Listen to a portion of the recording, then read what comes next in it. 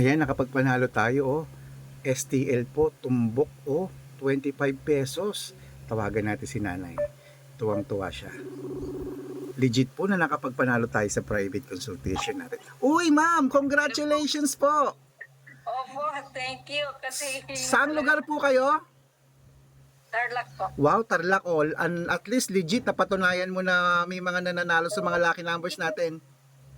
Yes, dahil may friend din ako na galing din sa inyo.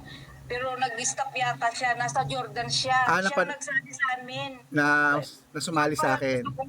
Parang ngayon, nung kailan lang, may nagtulak siya sa akin na parang paniwalaan ko kasi siya na nandun noon doon sa Jordan kasi. Sa lucky numbers ko. Tataya ng ano to, yung parang raffle siya. Yes, ma'am. Mas malaki po yung nanalo sa kanya. Kaya sabi ko, Wow. totoo siguro kasi siyang nagsabi. Tapos sinabi nga niya na may consultation. Sa akin. Siguro sabi ko, pag uwi ko pa, try ko. Okay. At least ma'am, tuwang-tuwa ka ngayon, kasasali mo lang sa akin, nanalo ka na agad. At kahit hindi po kami humihingi ng balato, magbabalato ka, maraming salamat po.